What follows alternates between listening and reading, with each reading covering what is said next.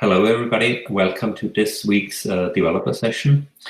This week, we want to cover the Bitcoinj part in Bisq, how Bitcoinj is used, and how the current state of development is. I will give just a very quick introduction, then I hand over to Oscar. He has prepared a presentation. Oscar, maybe you can share the link to your presentation.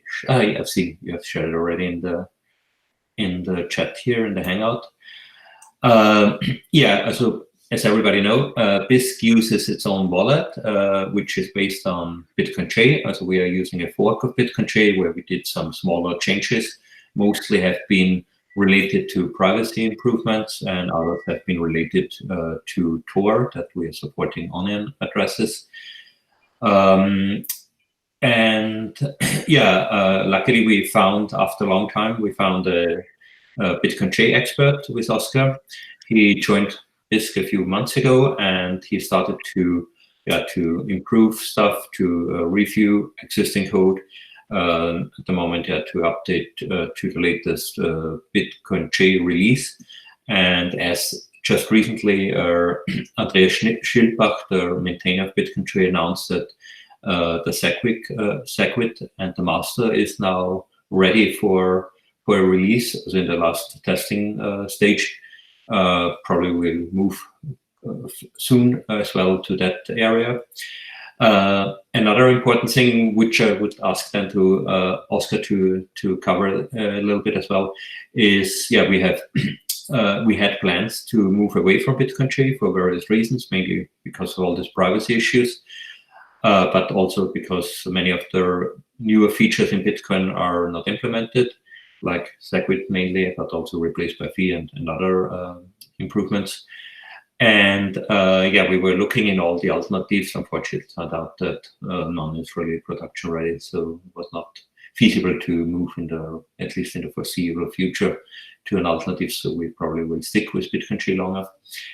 And I think I hand now over to Oscar, and maybe you can share your presentation. So I will unmute myself.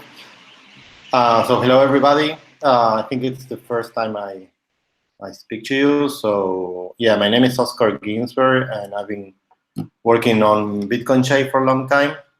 So I will share my screen with you now, I think. All right, and I will start the presentation that I prepared. Okay. Can you see my screen? Yes. Yes. Okay, cool. All right, so I am off the Hangout, so I will read in my presentation. So this is, I plan to speak for around half an hour. This is what I want to present, like briefly about me, Bitcoinj is, and how do you use it in Bisq. Then I will present what I've been working on in the last few months and what we plan to do in the future. So I've been working with Bitcoinj since 2014, and I've been using it and contributing it for a couple of projects. Here I left a couple of links on projects I contributed to, if you want to check them after the call. And so what Bitcoinj is first. So Bitcoinj is a framework to implement SPV Bitcoin node. So Bitcoinj is a Bitcoin node, but it's not a regular Bitcoin node because it's kind of a lightweight node that uses Bloom filters and SPV. That means that it retrieves just the information it needs, instead of retrieving the entire blockchain. And that way, it doesn't need a lot of resources to run. At the same time, Bitcoinj is not an application that you can run with a double click, and it's a framework to be embedded in other applications, like we embed Bitcoinj in Bisq. Oscar, may I interrupt you quickly? Yes. Could you give a quick overview how the SPV model really works? So what's different compared to a full node? I think not everybody might know this exactly. Yes. So in SPV modes, the general idea is that you only retrieve the information that you want instead of retrieving every single block and every single transaction. To accomplish that, there was a Bitcoin improvement proposal, BIP 37, that was created a couple of years ago, which defines a concept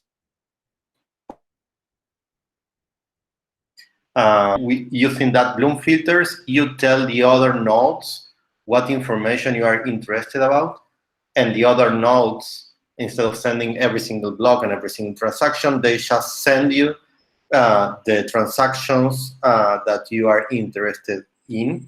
And well, that's one thing. One of the goals of that BIP was to protect privacy. So if you were telling the other nodes what your Bitcoin address are, you are basically exposing yourself. So the Bloom filter protocols tries to avoid that. And instead of that, you tell the other node, well, a Bloom filter, where you kind of tell what your address are, but it includes many other addresses that are not really yours. So the other node sends you transactions that you are interested in, and a couple of other transactions that afterward you filter what transactions you are interested in. So that's kind of the big picture of it. In the end, the Bloom filter concept proved to be broken. That means that if you are good enough, you can discover the light node Bitcoin addresses. But we will go over that in the next couple of slides. Is that what you asked for, Manfred?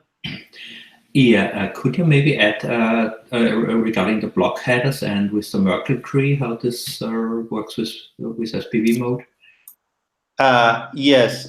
So when the Bitcoin chain node has kind of a partial validation of the Bitcoin consensus. So it partly validates that the blockchain is valid, and it does that by retrieving the block headers and retrieving the transaction that she is interested in. And the way it knows that the transactions are part of the block headers is using Merkle trees, or I would say that partial Merkle tree, which is a structure to prove that the transaction is included in a block. So when another peer is sending information or a block to a Bitcoin chain node, instead of sending blocks, it sends something that is called filtered blocks, which is a structure that contains a block header, partial Merkle tree, and one or more transactions. Is that what you meant, my friend? Yeah, thanks.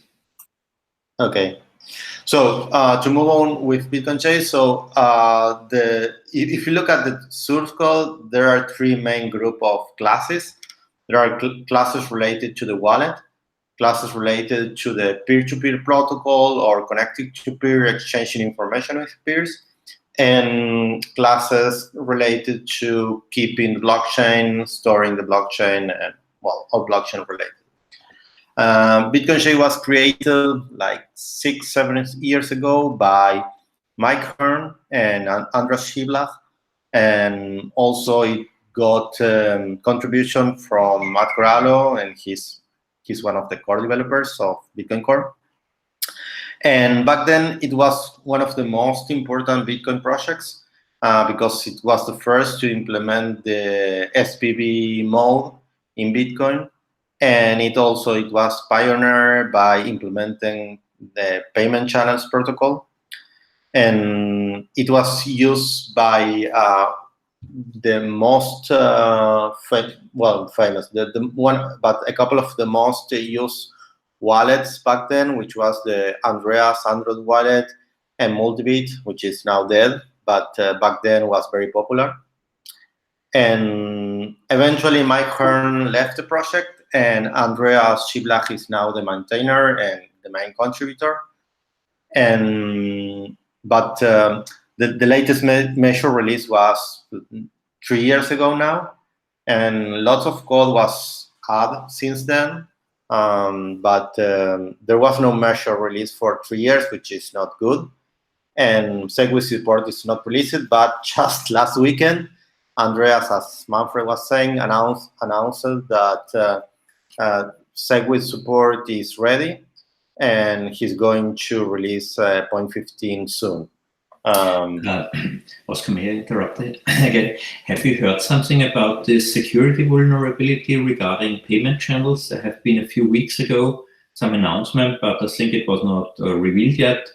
But it seems that this BIP regarding the payment channels had some security vulnerabilities. Do you know anything about this?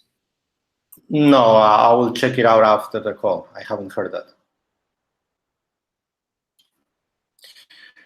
Right. Shall I move on, or there are questions about this? Okay.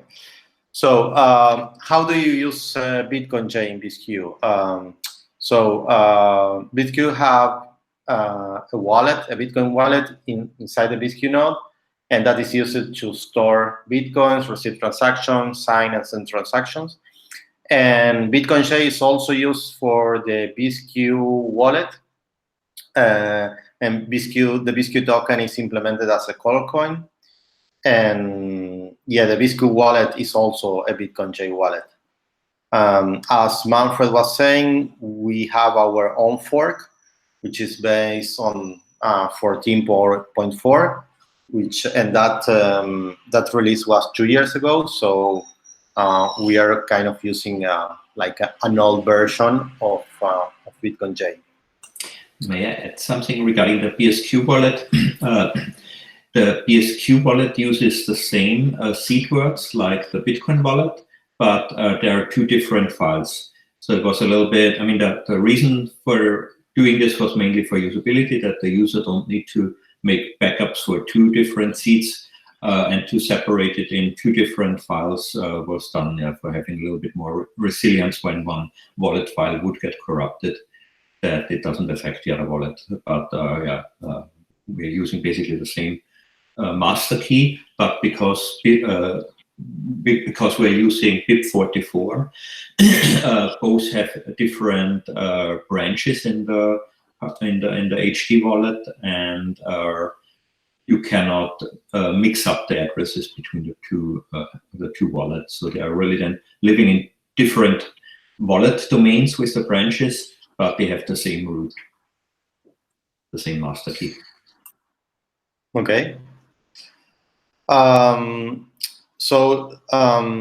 Let's review the work that I've been doing related to Bitcoinj in the last few months. So this is kind of a list of things, and then we'll go into each detail. So, well, there were a number of bug fixes that I worked on. Then, as Manfred said, I did a research to replace Bitcoinj with something else. I reviewed the BIP44 implementation. I worked on JDK issues on the version of the JDK that Bitcoinj uses versus the version that Bisq uses. I rebased our Bitcoinj fork from 14.7, and I did an audit of the changes that the Bisq branch of Bitcoinj has. Created a couple of pull requests for the Bitcoinj upstream. I removed libdohj, which is the kind of a Bitcoinj partner for altcoins. And I also work on evaluating using the Bitcoinj master, or well, now the new upcoming release 0.15. So let's go to the details. I will skip all the bug fixes and all that. I included them here just for completeness, and if anyone wants to go to the links after the call, but I will skip all the bug fixes and all that. So let's talk about replacing Bitcoinj. So one of the things Manfred suggested me is that Bitcoinj had a couple of issues. One is that, well, there was no release for 3 years, which is bad. Like, it shows that the project kind of lost its steam, and at the same time, the SegWit was not implemented, and well, or not released at least. And at the same time, the concept that Bitcoinj was created for, which is SPV and Bloom filters, proved to be broken, meaning there is no privacy using Bitcoinj. So you are exposing your addresses to the rest of the world. So that's why Manfred suggested me to investigate like alternatives. And the short... sorry, I was going to interrupt again. May I just add something when somebody who is not so familiar with Bisq? And so the way how we are mitigating this privacy issue with Bitcoinj is that our Bisq developers are running Bitcoin full nodes, and those are the provided nodes which the software by default connects to. You can change this in the settings if you want to connect to the public network. But when you only connect to the Bitcoin full nodes, which are run by Bisq developers, you can be sure that there are no chain analysis companies spying on you. And with that, this privacy problem is at least mitigated. Of course, it's not solved, and you have to trust the Bisq developers, also those who are running such nodes, that they are not selling the data then to chain analysis companies. But it's much better, like when you would connect to the public network, basically you can be sure that all your wallet data ends up in a chain analysis company. So the problem is not fixed, but at least it doesn't hurt so much as it was earlier. Okay, so, well, I investigated for alternatives for replacing Bitcoinj, and what I found is, well, there is, short story, there is no good alternative, in my opinion, to replace Bitcoinj now. And when analyzing alternatives, I always found kind of a trade-off between privacy and full consensus validation versus the resources the wallet or the node uses. So the more privacy, the more resources that you need. The more you want to make sure that you are following the right chain, the more resources that you need. If you trust other parties, then you can use less resources. Obviously, there are hacks or things to kind of minimize resources and maximize privacy, but there is no ideal solution. So here I listed a couple of like the main alternatives that are out there. One is the Bloom filter, which is what Bitcoinj is using. The other model is the Electrum model, which the Electrum wallet uses, which is you connect to a central server and you tell that server what your addresses are, and that server sends you the information that you need. The benefit is you don't expose your addresses to every single blockchain analysis company like you eventually do when you use Bloom filters, but you are trusting one server of someone you may not know or may not trust. So it's not, it still have privacy issues because you're trusting Electrum servers.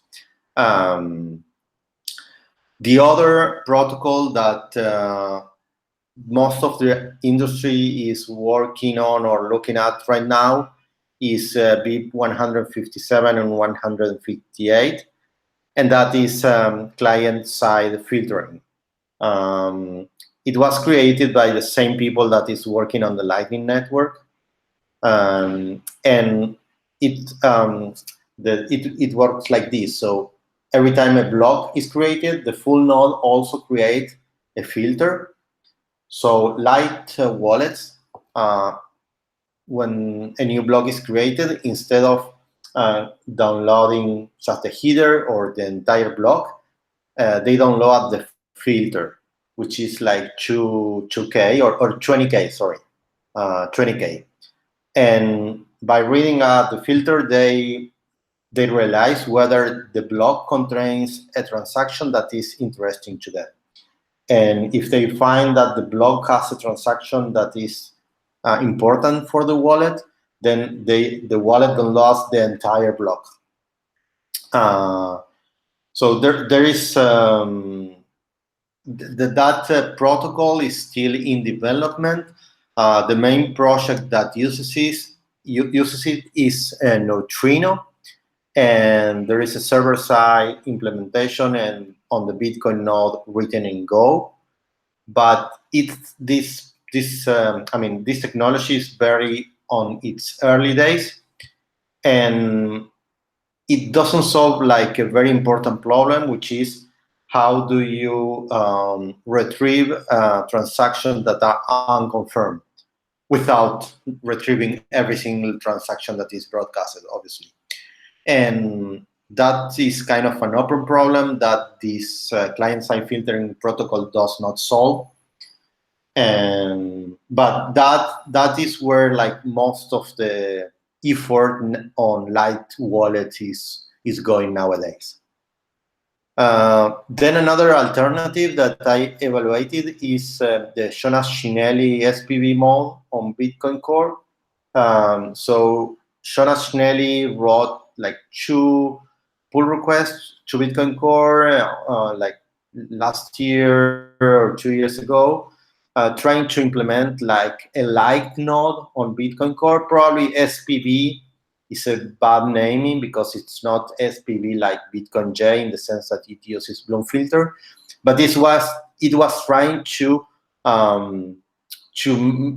create a mode on Bitcoin Core that is lighter, meaning that it doesn't store the entire blockchain. It starts at the date you start instead of retrieving all the blockchain, all the old blocks of the blockchain and a couple of things like that. But the project is incomplete and it still needs a lot of resources. So, well, those are the alternatives that I analyzed. Here on the link that I posted, it contains like a very long explanation of the alternatives that I mentioned and a couple of other alternatives I looked at. So, well, that is my analysis of replacing Bitcoinj. Are there any questions about it or comments? Could you explain a little bit the concept of Bloom filters? Also, not, I mean, it's quite complicated, but maybe to give a little bit of that idea, probably most don't really know at all what Bloom filters are. So what's the function of a Bloom filter, for what it is good, and how it's basically on a high level working on a technical level? Right. So as a summary, the idea of the Bloom filters is being able to tell another node which transactions you are without exposing your Bitcoin addresses. So it's a way to tell the other node which Bitcoin addresses you are interested in, but without revealing them. So that's kind of the tricky part. And the way it does is it creates a Bloom filter, which it's a way to, and the filter, as I was saying before, contains may match the addresses that you are interested in and other addresses that you're not interested in. So the other node does not know for sure what what are the addresses you are interested in. So the other node will send you transactions that are relevant to you and transactions that are not relevant to you. And it's your job to discard the transactions that are not relevant to you. So the bigger the filter is, I mean, the more broad the filter is it will make the other not to send you more transactions. So it will increase your privacy because the other won't be close to know which addresses are you. But at the same time, it will increase the bandwidth that you need to retrieve the information that you want. So, and the shorter the filter is, the less bandwidth you need, but the less privacy you have. So there is a trade-off between privacy and bandwidth consumption. At the same time, as I was saying before, Bloom filters proved to be broken because, well, maybe Manfred can explain better than me at this point because I think he analyzed that in more detail. But eventually, other nodes can find out what your addresses are if they civilly attack you, and so that's it. I don't know, Manfred, if I explain it well, or maybe there are other comments that you want to add. Maybe add a little bit. As a Bloom filter is basically a data structure. You could compare it's completely different to a hash, but basically it's similar like a hash. When you get the hash, you can verify the original data, but the hash is much, it's fixed size. For instance, 20 byte hash. It doesn't matter how big your original data is. And with a Bloom filter, you can compress different data, like different addresses together, and depending on the setting, on the parameters of the Bloom filter, you can create a very large Bloom filter which is very accurate, and then you don't receive much false positives. So when you would send a Bloom filter with 10 different addresses to a full node, and the Bloom filter has a very high quality, then the Bloom filter is quite big. Maybe it becomes as big as the 10 addresses when you just would send the same data to the node. Then you would be basically perfect and you would not get any false positive. But the idea of the Bloom filter is to reduce the data size and take in account that you receive some false positives. It guarantees that you receive the correct addresses, or it's not addresses really, it's public keys. And when the full node sees a transaction which contains this public key, then it knows you are interested in that transaction, and it sends you the transaction. So any transaction which contains this public key, you are guaranteed to receive, but you might receive more transactions which are not matching your wallet at the end because of the false positive rate. And you can define these parameters.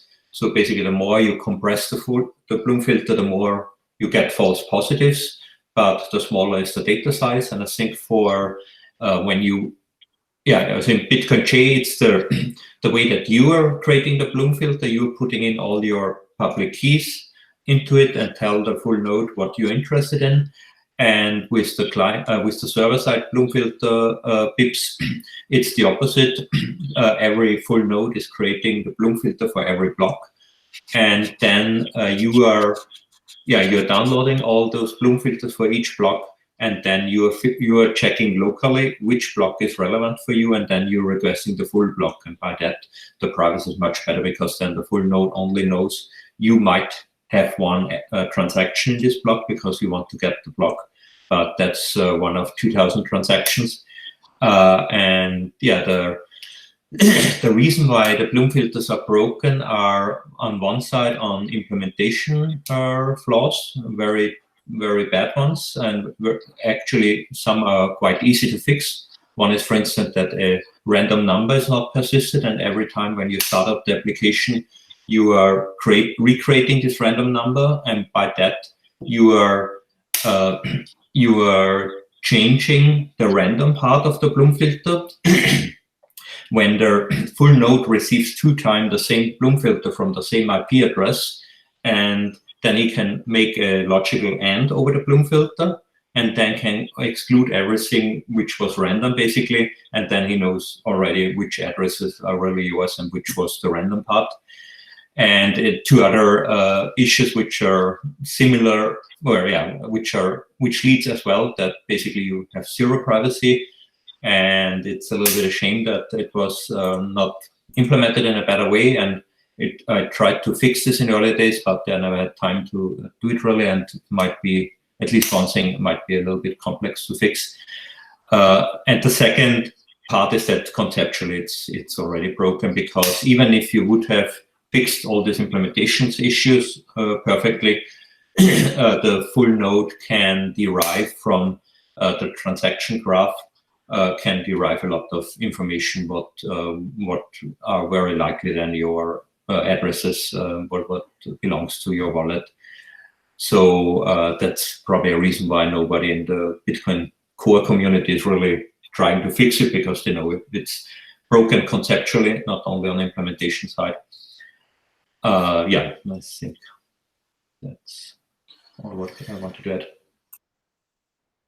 All right, so I'll switch to the next thing. So another thing I did in the last couple of months was review the BIP44 implementation that we have.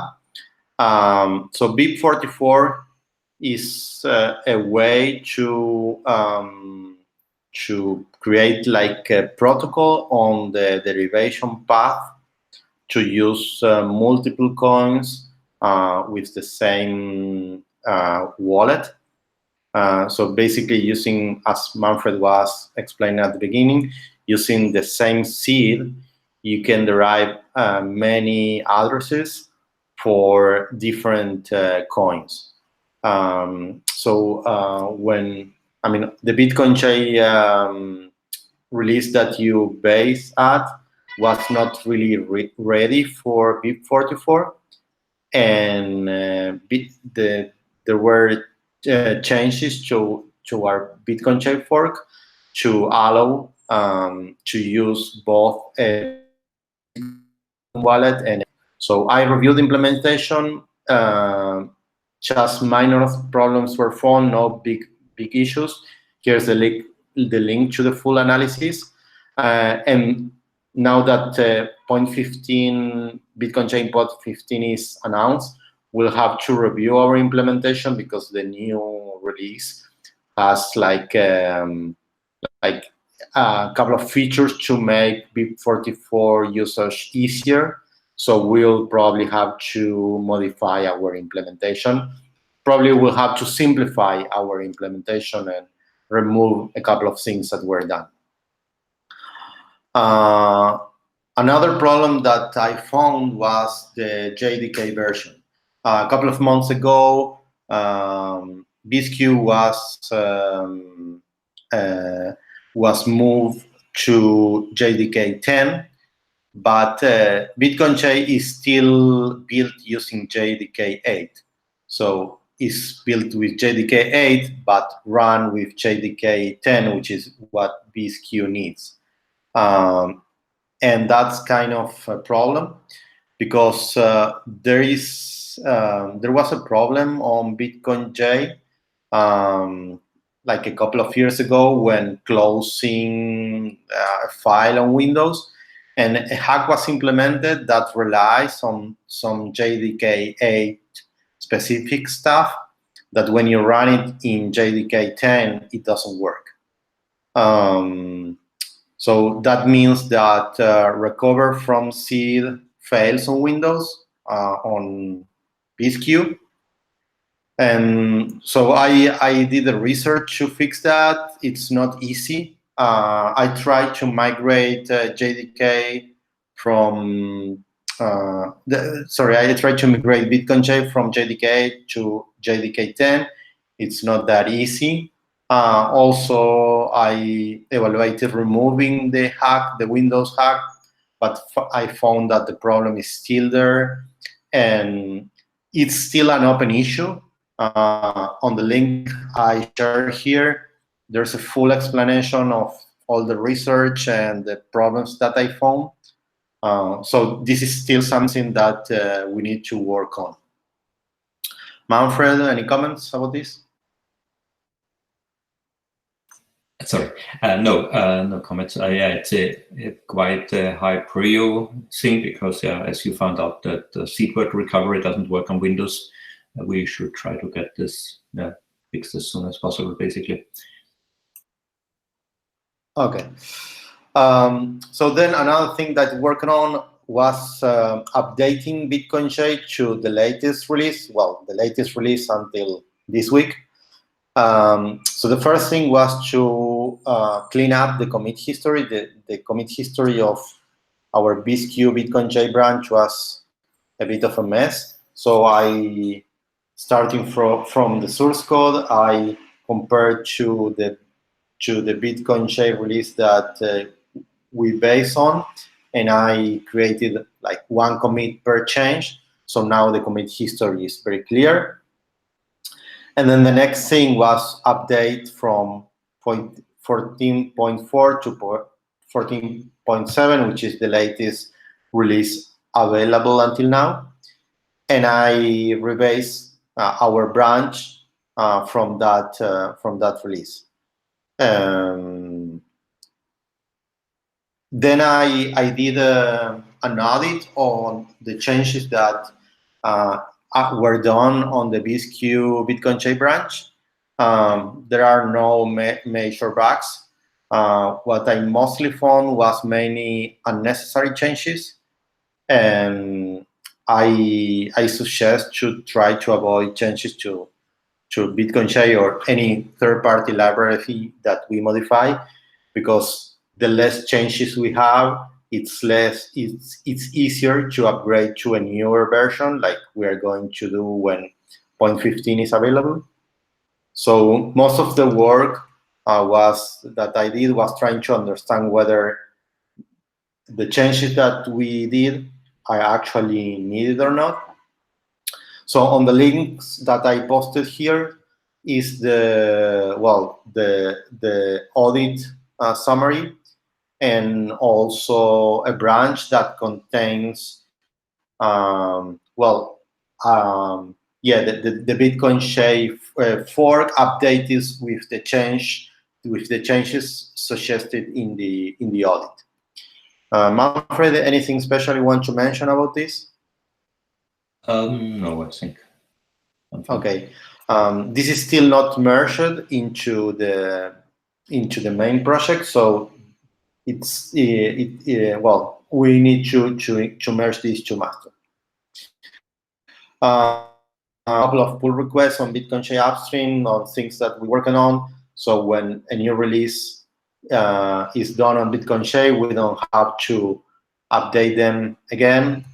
I left the links here if you want to check them after the call.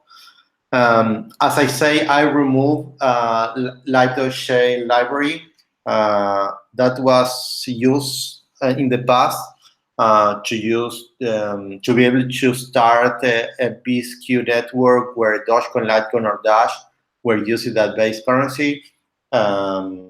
Eventually, I think that it didn't happen. Like there was no necessity to use them as base currencies. So I ended up removing libdohj. And as I said, I was evaluating using Bitcoinj master that is going to be released in the next couple of weeks, probably.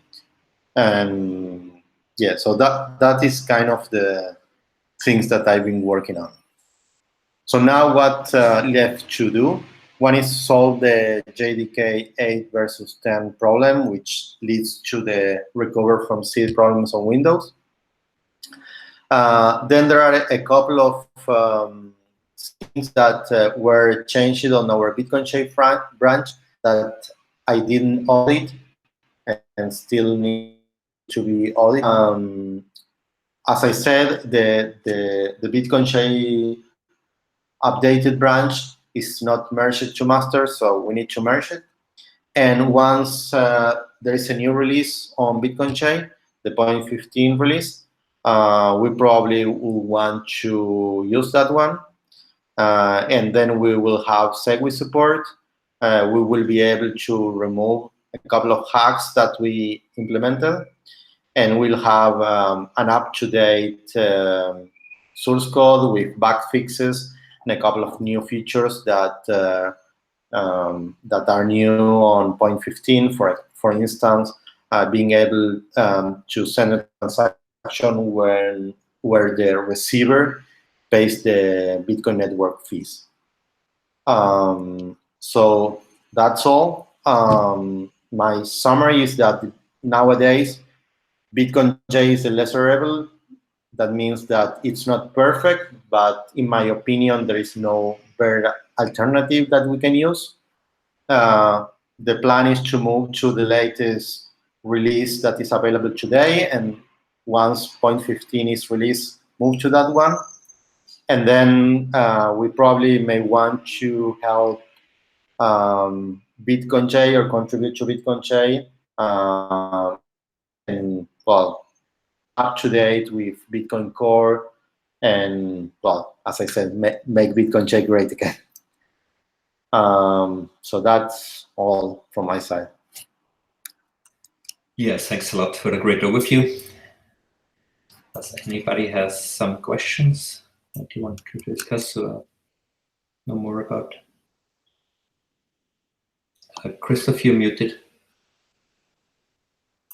Just one question regarding, there was some activity on one of our issues, as far as I remember, of 2 developers who want to help or at least testing or supporting the Bitcoinj development or the integration that the fork that we use. What's the current state on that?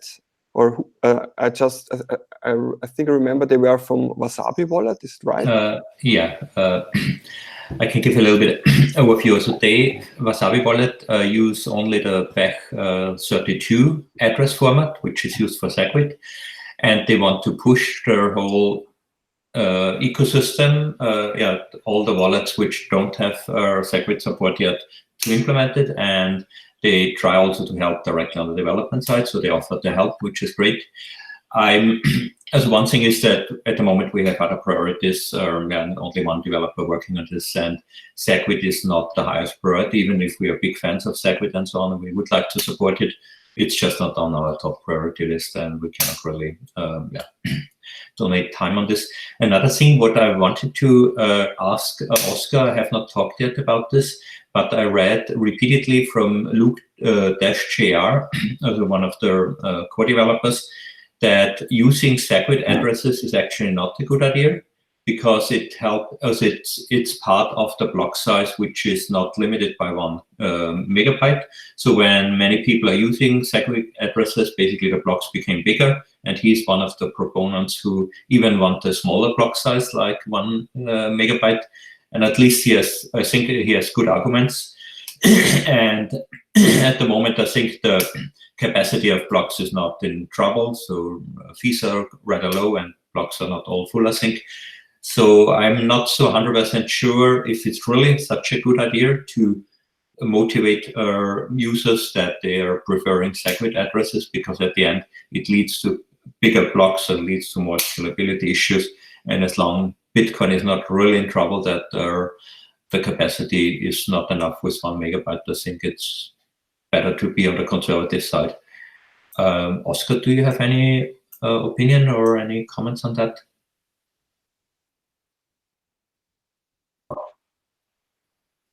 Manfred?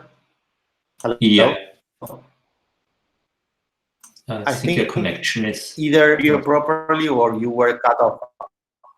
I'm not sure whether it's on your side or on my side. So I had also connection drops when you were talking. Question to the others: did you also experience connection drops? Then it's probably Oscar's side. Otherwise, it's my side. I also had the same issue. Yeah, maybe, Oscar most of the time. Yeah, maybe I repeat it quickly. Yeah, there are from libdohj, there are some concerns and critics to use SegWit addresses if you don't really need it, like for Lightning, because at the end, the more people using SegWit addresses, the bigger the blocks are, because they are counted at the different space for the block size. And when you use a normal Bitcoin address, it's still using the 1 megabyte limitation. And at the end, it helps to keep the block size smaller. I have not read or discussed more about this, but I found it an interesting point of view, and it might be, as I have some confidence that it's reasonable at the end, that when you don't need the benefits from SegWit, like transaction malleability, fixed and other things what required in Lightning, then it's maybe not really a good idea to use SegWit by default. Okay, I haven't heard those comments before, so I will think what comes to my mind right now. So I'll say that in general, I don't agree with the comment. First thing, like when you are using SegWit, your transactions are smaller, so you pay less fee. So that's always interesting. You are probably generally interested in avoiding transaction malleability. In some scenarios, it's mandatory, but like payment channels or Lightning Network, but in the rest of the scenarios, it's something that you at least wish. And obviously, using SegWit allows blocks to have 4 megabytes instead of 1. And that's kind of the point, one of the points of SegWit, like being able to include more transactions in the blockchain, like increase block size somehow, not to 20 megabytes, but to kind of 4 megabytes. So kind of the consensus was that that's kind of reasonable. So that's my opinion. But it's kind of, this is it's a point that is very arguable. There are no hard definitions on this. It's probably just a matter of opinion. Yeah, sure. Yeah, I mean, libdohj said he is a proponent of even reducing the block size to 0.5 megabyte or something like this. And I understand his point of view. I'm not 100% decided on which side. I'm also a little bit more on the moderate side, I think. But I think, yeah, anyway, I think it's an interesting aspect to keep in mind. And the transaction size, I think, is not really small. It just doesn't count to the normal block size because it's stored in a different data structure. But I'm not sure if you really get a smaller transaction when you take all the data, what you need for the transaction. Probably it's more or less the same data size. The fees are probably smaller because this calculation of the fee is done differently. So you can save fees.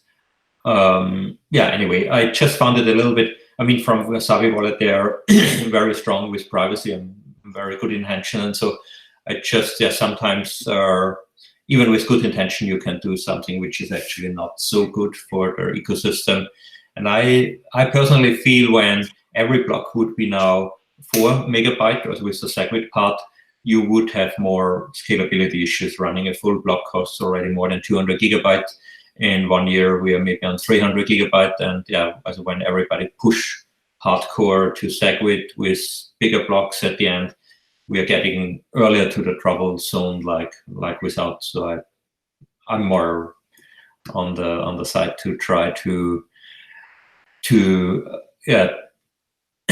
not use more like absolutely needed. But yeah, of course, it's an open discussion, and there are no right or wrong here. Yeah, to give a little bit more background, yeah, they offered the help. They are also Wasabi. It's using C#, so it's not. They are not Java developers, but they have 2 developers, I think, who are dedicated to work on that. I think, and they discussed also with Andreas Schildbach, so I think they helped testing the release, which is great. From our side, before we are not getting really closer to start to integrate it, which will not happen in the next 1 or 2 months at least, I think, yeah, there's nothing really what they can help us directly. But of course, it's indirectly great help when they help to make the release with SegWit better tested and improved. In generally, when we go on with Bitcoinj, when in the meantime over the next year or half year, there is still no alternative. Could be that like Neutrino, for instance, which is used a lot in the Lightning world. When this really becomes super mature and production ready and would fulfill our needs, we still can consider in half a year and a year to move over there.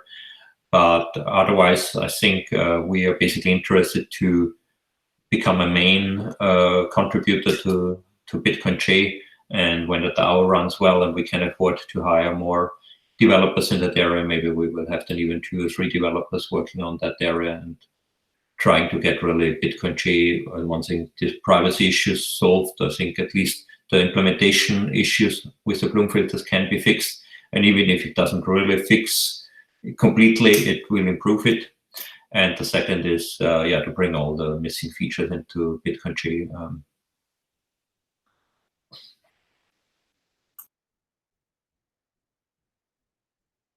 Are there any other questions or stuff? I mean, a small thing which is maybe a little bit missing in the plans.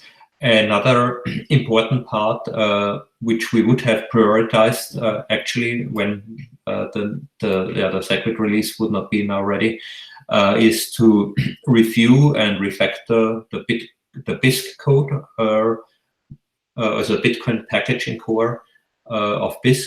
So all the Bitcoin related code to improve. There's mainly one issue which is a little bit problematic or should be improved, and where we know there are bugs. That's the way how we are managing the wallet internally. We need to know in the trade protocol. So when you are putting some funds for your offer, you need to ensure that this UTXO where you have funded your offer is not used for anything else. So when you create another offer, when you take an offer, or when you're just sending out Bitcoin from your wallet, that accidentally you are not taking this money away, because when somebody would take your offer and the money is not there, it would fail, of course. And to achieve this, I added a data structure which is handling this, the address entry list, and that's there are some known bugs, so sometimes users have some issues. As far as I heard from the arbitrators, it seems that much less like it was in the past. So it seems that many of the bugs have been fixed over the last releases. But I think there are still issues. Usually, I think when there is any bug, anything in the trade protocol, you have something breaks, and then the state of this data structure is not updated correctly. Because we have basically 2 data structure, the normal wallet, and then this internal data structure. And it's not 100% guaranteed that they're always in sync. And when they get out of sync, your internal Bisq wallet gets screwed up, that you get displayed the wrong balance, or an offer will fail when somebody tries to take the offer because your money is not there anymore. So that's the main issue, the kind of problem what we have, and we should consider to change this concept, how we are managing the funds or the trades, maybe to include it in the wallet, as the wallet can be extended. There is a kind of like a framework where you can add metadata to the wallet, so maybe that might be an option. And beside that, to generally go over the code, improve, refactor, and audit, cross-check all the stuff. So that's a bigger area as well, which will take for sure minimum 2 months or so. So that's as well on the roadmap. But we have to see now with Bitcoinj 0.15 release, probably it's a higher priority to get ready to be able to update to that release, which has to be very well tested, of course, and especially with the DAO. That will probably happen when the DAO is already out. We have to be 100% sure that it doesn't break anything with the BSQ wallet. Yeah. Just one question regarding the Bloom filter. These fake addresses, where do they come from? Are they just these public keys? Are they generated? Because then no. Okay. Yeah. There are no fake addresses. In reality, it's just random factor. Also, Bloom filters is you have kind of like a bit mask, so you're compressing your data down to a series of bits, and you are adding those bits up with different, I don't remember exactly how it works. And you are adding some randomness to it. So, and with the randomness, you will match with other addresses or public keys at the end. So when a full node gets a public key, then by chance it matches your Bloomfield, and he thinks that's interested for you, but in fact it's just a random address. Okay. And that's another. Yeah, that was the misunderstanding. I thought you sent kind of this fake information, public key. Yeah. Or... There is one risk with this. It can be because it's completely random. And when you get an address from a gambling site where there are millions of transactions connected to, and by chance you have such a public key then matching your Bloom filter, then your Bloom filter then you get a lot of data, and it doesn't help you. And when I 2-3 years ago, when I tried to improve these privacy issues, I was playing around and was investigating, and I've seen when I changed the parameter for this random part, because the bigger the random part, the more privacy you have, basically. That's another issue, that the random part is super tiny, that it basically doesn't add nearly nothing. And I tried to increase this, but then it's the risk that you're easier getting to such a address which is connected to many transactions. And when I did tests and restarted the application 20 times with different random new Bloom filters, it was roughly 1 in 20 times that I get a lot of data compared to the rest. So it's a real problem, and it was discussed also in the Bitcoinj mailing list, and so that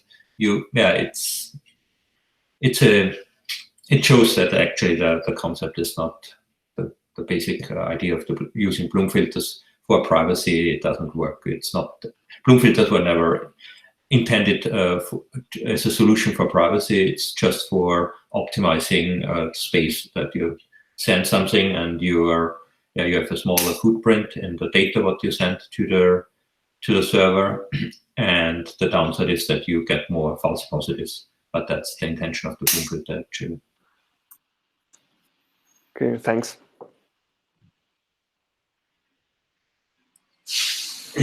Anything else? Florian, do you want to add anything with Bloom filters? Also, maybe you have some other input from your academic background.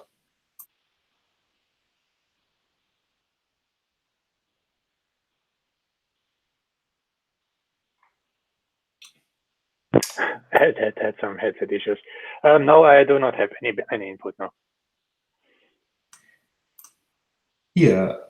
Any other questions, or should we wrap up? I would like to ask about the Bisq token, part of the Bisq implementation. So maybe, I'm not sure if it's just regarding this, but is it using like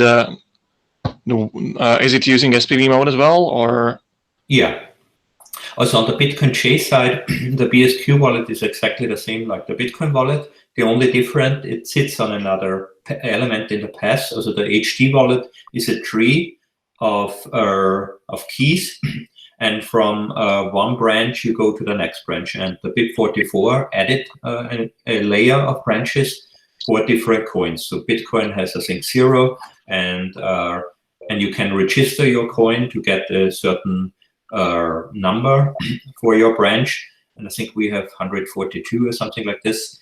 It's a convention, also it's not enforced also, but there is a wiki where coins have color coins have registered their coin type, and so the only difference on the Bitcoinj side is that the keys, also the keys for the addresses, are living on different branches, but they have the same root or the same seed words.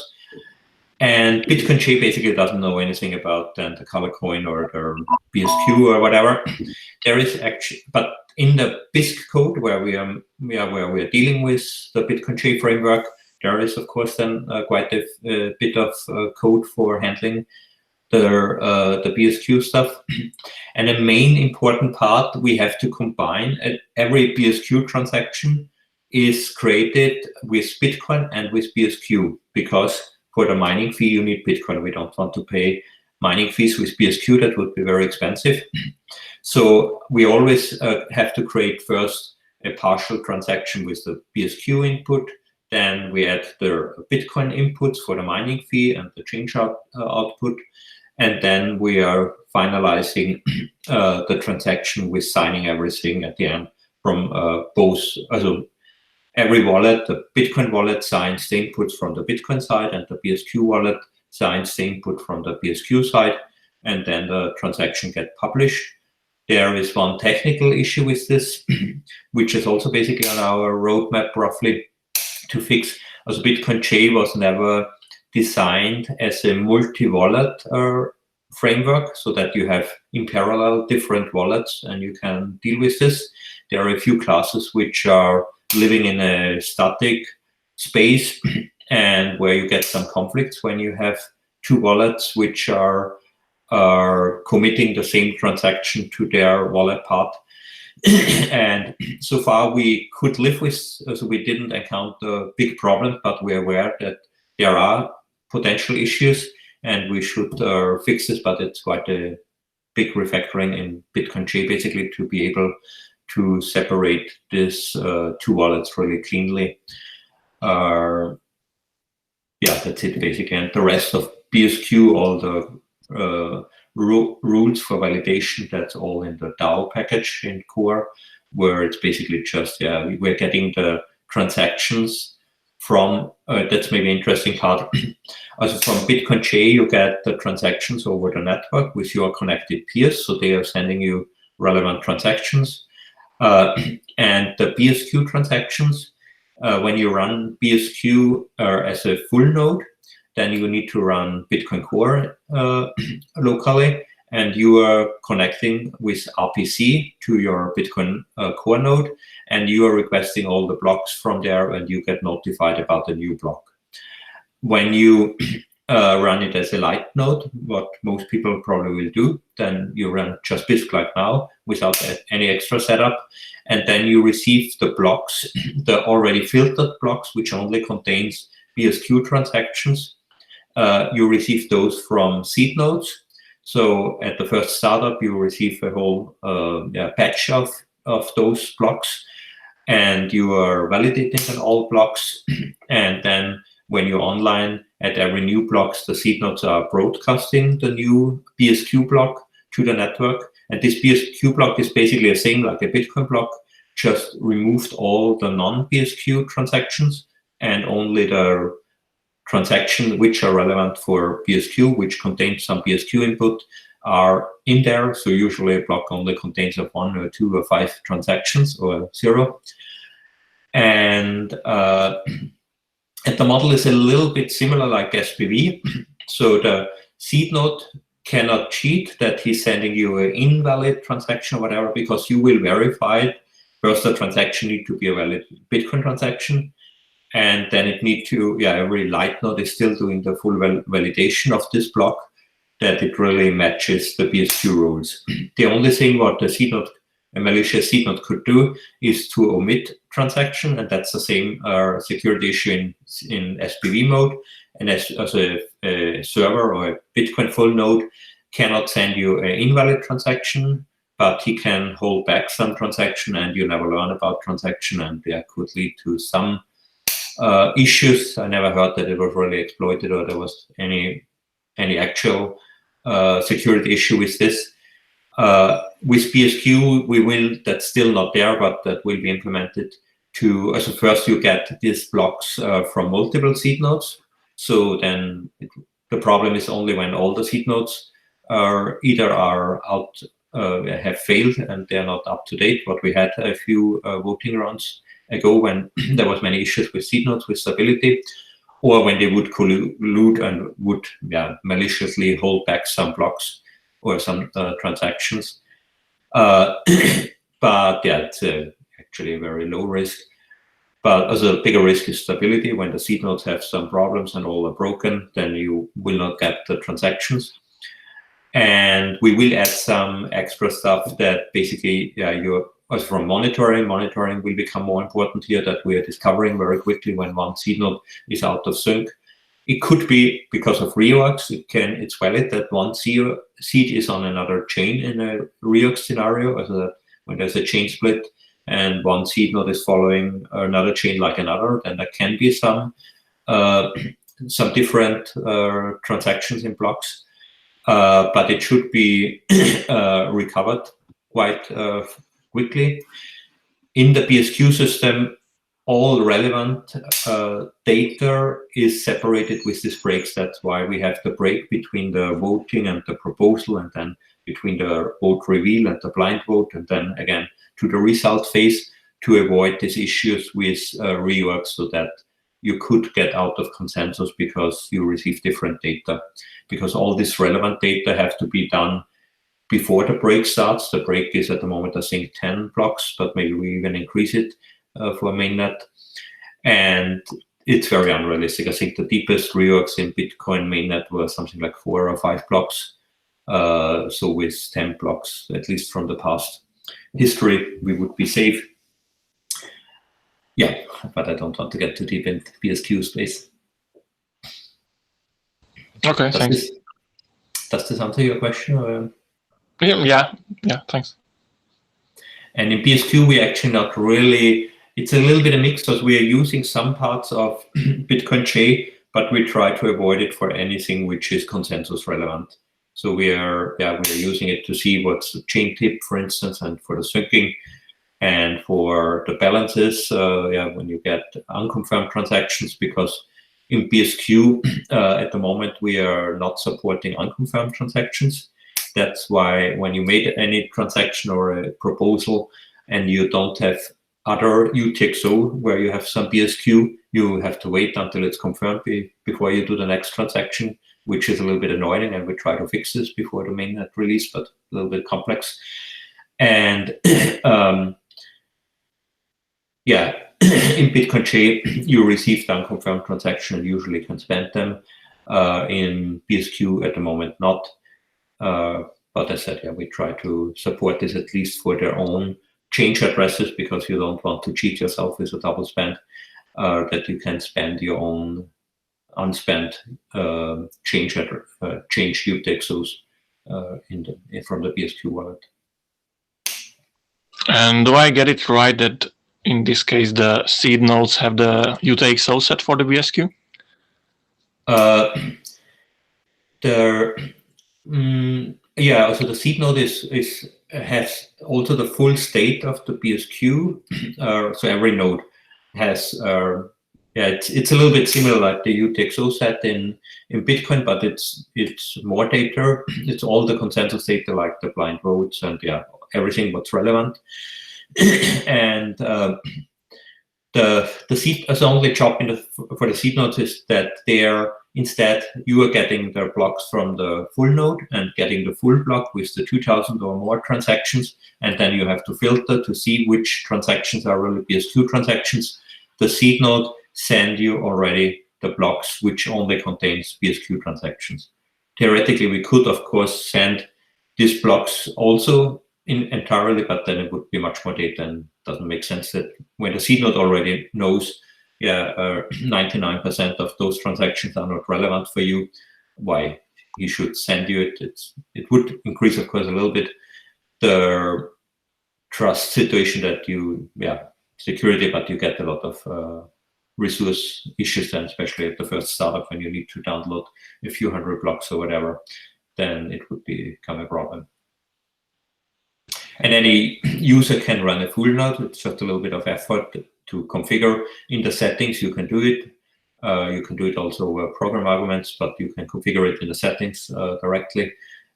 And in the docs, also in the source repository, there's a docs folder where it's describe what you need to do exactly and how you need to configure Bitcoin core to be able to be used as a full node for BSQ. As an important argument what you need to set, which is disabled by default. That's a transaction index, and the space what you need for Bitcoin core will be a little bit bigger, something like 5 or 10%, because Bitcoin core would create an additional data structure, a database, which contains then some information what you require when you are using RPC and requesting the blocks.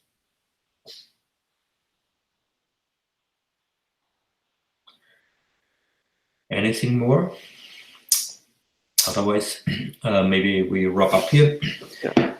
For next week, as we discussed before the call already, maybe it depends a little bit when the tech spec for the new trade protocol is updated. We could discuss the new trade protocol, but Greg has a little bit health issues with his back, so we might need more time. So maybe it's even better when we plan already to make a session about the DAO. We are getting closer to the release and publishing all the information on the web page and documents and so on. So maybe it's a good time to make a deeper dive into the DAO. I would ask you to avoid that we are repeating many things which have been already discussed, and it's a quite big topic. So we had already one dev session about the DAO. We'll post it then in the GitHub issue for the next dev session. So I would ask you that everybody who participate has watched this video. It's around roughly 1 hour or 1.5 hours. But with that, we're avoiding to repeat everything. It would not make sense to have the same dev session that we had a few months ago. And then everybody should be already somehow in a good, more on the same page, and we can discuss more what's still not well understood, anything, and make it maybe a little bit more like a Q&A. Maybe I just give a very brief overview, but basically refer to the already existing videos. And this previous dev session was also quite low level, was really going into the code part. And if you're not enough familiar when this is too much low level, then please check out the other videos. There are especially a series of videos which I did with Aruna, which are, I think, pretty good, about color coins, for instance, and which should basically cover quite all the basics to get a good understanding for the DAO.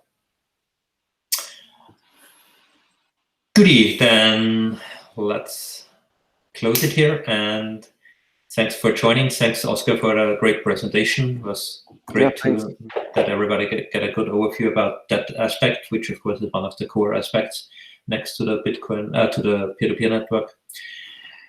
And let's meet at next Wednesday, 2 o'clock again. Thank you. Bye-bye. Bye. Bye.